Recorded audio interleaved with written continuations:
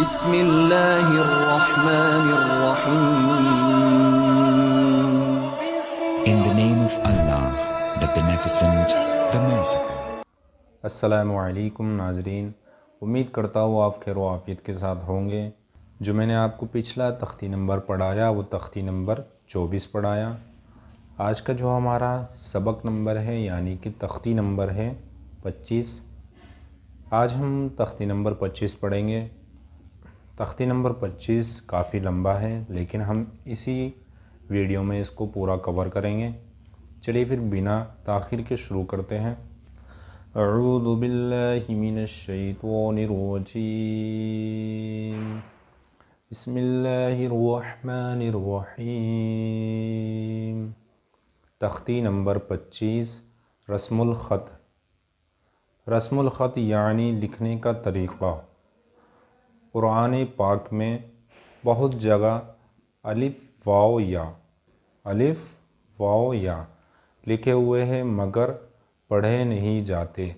ان پر نشان مگر پڑھے نہیں جاتے، ان پر نشان بنا ہوا ہے۔ کون سا؟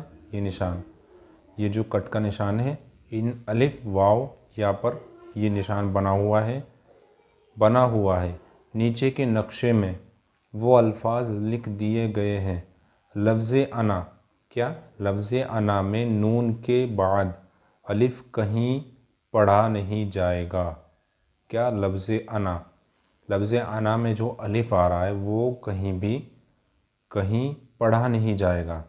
کیسے پڑھیں گے اسے؟ انا کی طرح پڑھیں گے۔ کیسے پڑھیں گے؟ انا کی طرح پڑھیں گے، جبکہ اس پر وقف نہ کرے۔ اس پہ وقف نہیں کرنا ہمیں، نہ اس پہ رکنا ہے۔ مطلب پڑھتے پڑھتے قرآن پاک اگر آپ اس پہ وقف کریں گے یعنی کہ آیت کریں گے تو آیت نہیں کرنی ہے، یہاں پہ منع کر دیا گیا ہے۔ جبکہ اس پر وقف نہ کریں۔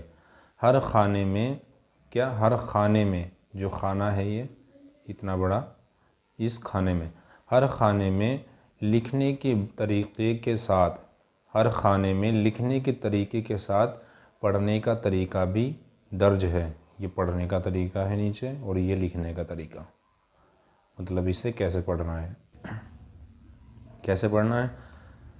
جو فا کے اوپر الف ہے، الف کے اوپر وہ نشان بنا ہوا ہے کٹ کا، اسے الف کو نہیں پڑھنا ہے ہمیں۔ کیسے پڑھیں گے ہم؟ پھر الف ہٹا دیا جائے گا،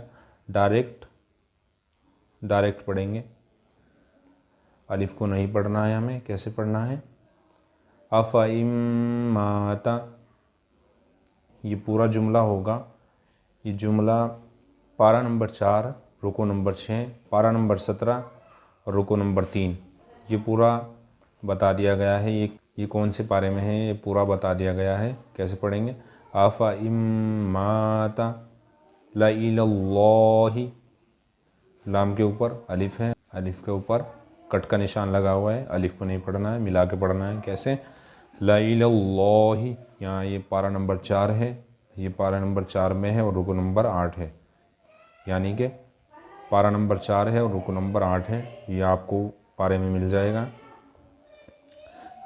تبوء میں کیا ہو رہا ہے؟ اخفا ہو رہا ہے۔ تنوین نون ساکن کے بعد حروف اخفا میں سے تا آ رہا ہے، اس وجہ سے اس میں اخفا ہو رہا ہے۔ تبوء من نبأ ملئہ وَلَأَوْدَعُوا ثَمُودَ لِتَتْلُوَ لَن نَّدْعُوَ لِشَيْءٍ لَكِنَّ لَأَذْبَحَنَّهُ لِيَرْبُوَ فِيهِ لَإِلَى الْجَحِيمِ نَبْلُوَ بِئْسَ الاسم، بئس میں جو حمزہ آ رہا ہے اس میں جھٹکا آئے گا، یہ پیچھے بتایا میں نے آپ کو۔ بئس الاسم لأنتم اشد سلاسل قواریر ملئہم ولا انا عابد، یہ انا آ گیا یہاں پہ، انا کا الف نہیں پڑھیں گے۔ ولا انا عابد ما عبدتم، کیا؟ ولا انا عابد ما عبدتم موسیٰ عیسیٰ زکاة صلاۃ حیات مشکات۔ تو آپ کو اس سبق میں بہت آسان ایک بات یاد رکھنی ہے کہ اگر الف اور واو اور یا کے اوپر یہ نشان آ جائے، کون سا یہ نشان، تو اس کا الف اور واو نہیں پڑھیں گے، نہیں پڑھنا۔ یہ بات یاد رکھنی ہے، بہت ہی آسان بات ہے۔ اور ایک دوسری بات بھی ہے، اگر آپ کو قرآن شریف میں انا آ جائے کہیں بھی تو انا کا الف نہیں پڑھیں گے، تو انا پڑھیں گے۔ کیسے پڑھیں گے؟ انا کی طرح پڑھیں گے۔ یہ بات یاد رکھنی ہے۔ یہاں پہ پیچھے میں نے آپ کو پڑھ کے بتایا کیسے، وَلَا أَنَا عَابِدٌ مَا عَبَدتُّمْ، اس طریقے سے پڑھنا ہے۔ امید کرتا ہوں یہ سبق آپ کو بہت اچھی طریقے سے سمجھ میں آ گیا ہوگا۔ اور ویڈیو کافی لیٹ ڈالا ہم نے، آج ہمیں پورے 2 دن ہو چکے ہیں، تو دیری کے لیے معافی چاہتے ہیں۔ اگر آپ کو ویڈیو سمجھ میں آ گیا ہے تو آپ مجھے کمنٹ کر کے بتا سکتے ہیں، اور اگر ویڈیو پسند آیا ہے تو ویڈیو کو لائک کر دیجئے اور زیادہ سے زیادہ اپنے دوستوں میں شیئر کیجئے، اور چینل پر نئے ہیں تو چینل کو بھی سبسکرائب کر لیجئے۔ ملتے ہیں اگلی ویڈیو میں۔ اللہ حافظ۔